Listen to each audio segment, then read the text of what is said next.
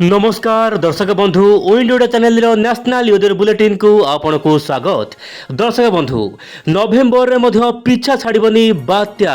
बंगोपसागर सृष्टि हो पारे बात्या बोली वर्तमान किसी मॉडल आकलन करने पर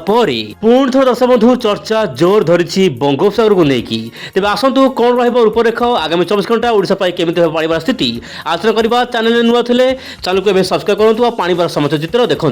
बर्तमान समय दर्शक बंधु देशर विभिन्न भाग में शुखिला पड़ी पाणीपाग स्थिति यही समय मध्य आंचलिक पाणीपागर बड़ सूचना दर्शक बंधु आप देखु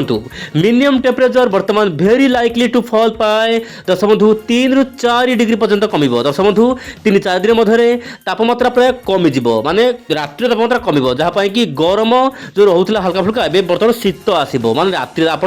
ठंडा महसूस करेंगे प्रबल शीत हम पहाड़ी अंचल मानक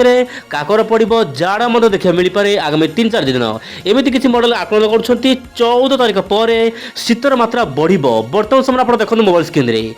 आप देखु मध्य प्रदेश छत्तीसगढ़ उत्तर प्रदेश बिहार छत्तीसगढ़ ता सहित जो रोचे आप पंजाब हरियाणा राजस्थान ता सहित आप रोचे राष्ट्रीय राजधानी न्यू दिल्ली या सहित जम्मू काश्मीर लद्दाख बिलिकिस्तान ता सहित श्रीनगर हिमाचल प्रदेश एपटे आप रोचे सिक्किम यही सब राज्य मानक बर्तमान शीतर प्रकोप बढ़वे लगी जहाँ आप सर्कल मध्य देखुं यही सब राज्य मानक शीत बढ़वे लगी ओडिशा रही ओडिशा शीत बढ़ापी बर्तमान पाग अनुकूल होगा लगी दर्शक बंधु। तेबे दर्शक बंधु बर्तमान समय भारत वर्ष लगी रही शीतर स्थिति एपटे प्रशांत महासागर आसूची बात्या मान गोटे पर गोटे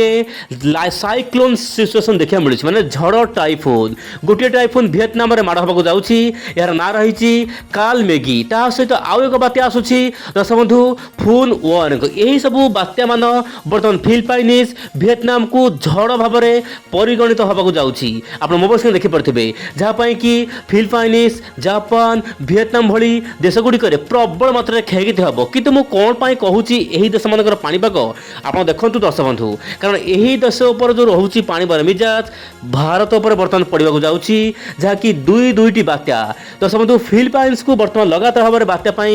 अलर्ट मुड को रखा प्रबल मात्रा वर्षा हो पवन बर्तमान देखु आप देखु किसी वायु बर्तमान बंगोपसागर एंट्री करमी एंट्री कर चाहिए बर्तमान देखु उत्तर पश्चिम दिगु वायु आसूची जहाँपाई कि ओडिशा देशर विभिन्न भाग में शीत बढ़ापी पाग अनुकूल हो जहाँ कहुच्छी नवेम्बर 14 तारीख पर शीत प्रबल मात्रा आप देखु पश्चिम उत्तर पश्चिम दिगु वायु आसूची उत्तर पूर्व दिगु वायु आसूची जहाँपाई कि तापमात्रा कमिबार आशंका रही एमतीक दर्शक बंधु दिन तापमात्रा कमी पारे राति तापमात्रा कौटी 21 डिग्री कौटी 20 डिग्री कौटी 16 डिग्री पर्यंत खसिपा पाग अनुकूल हो पारे वर्षा कौन से अंचल भाव आशंका ना जदि क्या वर्षा होची जो रोचे दक्षिण बेल्ट में हल्का फुल्का वर्षा देखा मिल पारे सेहीपटे दर्शक बंधु एपटे मॉडल माने पूर्वानुमान कले बंगोपसागर बात्या होगापाई ECM develop model long range forecast माध्यम सूचना दूसरी बंगोपसागर गोटे साइक्लोन सृष्टि होब यार प्रभाव जो रोचे दक्षिण आंध्र प्रदेश नहीं तामिलनाडु मध्य पवन बेग बहुमात्रा अधिक रु आप कहना चाहिए भिडियो माध्यम यह संपूर्ण भूल कारण दर्शक बंधु नवेम्बर मसरे एत बड़ बात्या तो नजरी ना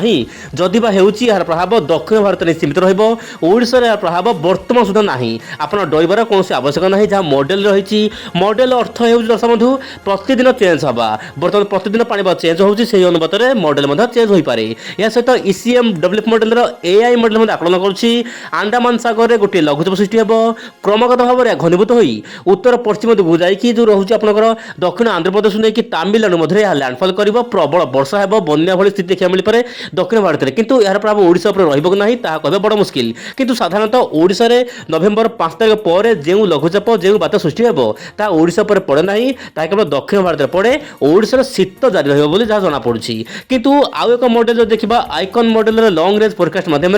नवेम्बर 4th वीक पाणीपाग मिजाज आप देखु ओडिशा हल्का फुल्का वर्षा देखा मिल पाए मे भी दर्शक बंधु नवेम्बर 18 तारीख पर हल्का मध्य वर्षा देखा मिल पाए किंतु जो वर्षा है वर्षा पर भयानक शीत होगा पाग अनुकूल हो किंतु जहाँ जना पड़ुछि बंगोपसागर आगामी सप्ताह एक्टिव मुड को आसो माने बहुमात्रा सक्रिय हो गोटे पर गोटे लघुचाप सृष्टि हो भिजाइब दक्षिण भारत तेज दर्शक बंधु ओडिशा पर केमिति प्रभाव पड़ो बर्तमान सुधा कहवा बड़ मुश्किल ओडिशा पर तो आगामी 15 दिन कौन वर्षा पवन होबार आशंका ना केवल शीत ही शीत जाड़ बढ़ापी पाग अनुकूल हो जहाँ बर्तमान मॉडल माध्यम सूचना मिलूँ। एवं देखा दर्शक बंधु जो हूँ इसीएम डब्ल्यूएफ मॉडल 50 मेम्बर आकलन आप देखो ओइंडियो चैनल माध्यम समस्त मेम्बर मान रोचे आकलन कि प्रशांत महासागर